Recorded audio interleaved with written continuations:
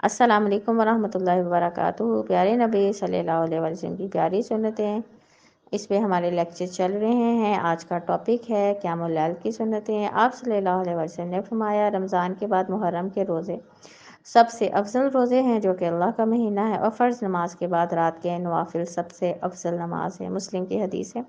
اس حدیث سے پتہ چلتا ہے فرض نمازوں کے بعد جو افضل ترین نماز ہے وہ تہجد کی نماز ہے۔ رات کی نفل نماز کی سب سے افضل 11 یا 13 رکعت ہے، بشرط یہ کہ لمبا قیام کیا جائے۔ ایک حدیث میں ہے آپ صلی اللہ علیہ وسلم رات کو 11 رکعت پڑھتے تھے، اور دوسری حدیث میں ہے 13۔ جب 11 پڑھتے تھے اس میں 8 نفل ہوتے تھے، 3 وتر، اور جب 13 پڑھتے تھے اس میں 10 جو ہیں وہ نفل ہوتے تھے اور 3 وتر ہوتے تھے۔ کوئی انسان جب رات کی نماز کے لیے بیدار ہو تو اس کے لیے مسواک کرنا اور سورۃ آل عمران کی آیت 190 سے 200 تک پڑھنا مسنون ہے۔ آپ صلی اللہ علیہ وسلم جو ہے جب تہجد کے لیے بیدار ہوتے تھے اپنے بستر پہ سورۃ آل عمران کا آخری رکوع تلاوت کرتے تھے، اس کے بعد اٹھ کے مسواک کرتے تھے، وضو کرتے تھے، پھر نماز ادا کرتے تھے۔ رات کی نفل نماز کی سنتوں میں سے ایک سنت یہ بھی ہے کہ اس کا آغاز 2 ہلکی پھلکی رکعات سے کیا جائے تاکہ انسان بعد کی لمبی نماز کے لیے تیار ہو جائے۔ آپ صلی اللہ علیہ وسلم نے فرمایا، تم میں سے جب کوئی شخص رات کے قیام کے لیے کھڑا ہو تو ہلکی پھلکی رکعات سے نماز کا افتتاح کرے۔ یہ مسلم کی حدیث ہے۔ آپ صلی اللہ علیہ وسلم نفل نماز کا افتتاح اس دعا سے کرتے تھے، اے اللہ، اے جبرائیل، میکائیل و اسرافیل کے رب، اے آسمان و زمین کے پیدا کرنے والے، اے غائب اور حاضر کو جاننے والے، تو اپنے بندوں کے درمیان پیدا ہونے والے اختلاف میں فیصلہ کرتا ہے، مجھے اپنے حکم سے ان اختلافی باتوں میں حق کی طرف ہدایت دے، بے شک آپ ہی جس کو چاہیں صراط مستقیم کی طرف رہنمائی کرنے والے ہیں۔ یہ مسلم کی حدیث ہے۔ تو آپ صلی اللہ علیہ وسلم تہجد کی نماز کا آغاز اس دعا سے کیا کرتے تھے۔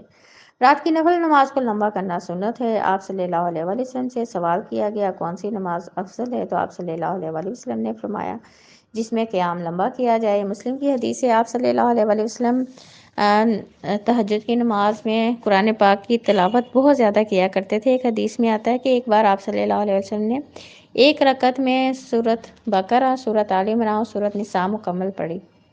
اب دیکھ لیں ایک رکعت میں 6 سپارے آپ صلی اللہ علیہ وسلم نے پڑھے، تو اس حدیث سے پتہ چلتا ہے کہ آپ صلی اللہ علیہ وسلم کتنا لمبا قیام کیا کرتے تھے۔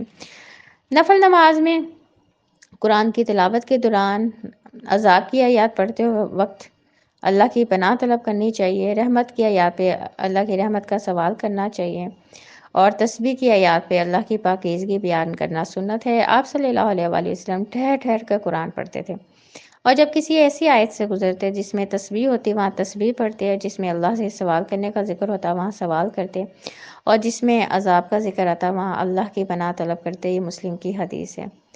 قیام اللیل پڑھنے کے لیے کون کون سی چیزیں جو ہیں انسان کی مدد کرتی ہیں؟ نمبر 1 دعا کرنا، اللہ سے ہم کو دعا کرنی چاہیے کہ اللہ تعالیٰ آپ ہمیں تہجد پڑھنے کی توفیق دیں۔ نمبر 2 رات کو جلدی سونا، کیونکہ اگر ہم رات کو جلدی سوئیں گے عشاء پڑھ کے تو پھر ہی تہجد کے وقت ہم اٹھ سکیں گے۔ نمبر 3 دوپہر کو قیلولہ کرنا۔ نمبر 4 گناہوں سے پرہیز کرنا، جب انسان خود کو گناہوں سے بچائے گا پھر اللہ اسے توفیق دیں گے تہجد پڑھنے کی۔ اور نمبر 5 نفسانی خواہشات کے خلاف جہاد کرنا، کیونکہ ہمارا نفس ہی ہمیں اللہ کا نافرمان بناتا ہے، اور صبح تہجد کے ٹائم یا فجر کے ٹائم اٹھنا آپ کو پتہ بڑا مشکل کام ہے، تو اس لیے انسان اپنے نفس کو مارے گا تو تہجد بھی ادا کر سکے گا اور فجر بھی ادا کر سکے گا۔ اللہ تعالیٰ ہم سب کو تہجد کی نماز ادا کرنے کی توفیق عطا فرمائے اور ان سنتوں پہ بھی عمل کرنے کی توفیق عطا فرمائے۔ ربنا تقبل منا انک انت السمیع العلیم وتب علینا انک انت التواب الرحیم۔ سبحان ربک رب العزت عما یصفون وسلام علی المرسلین والحمد للہ رب العالمین۔ السلام علیکم ورحمۃ اللہ وبرکاتہ۔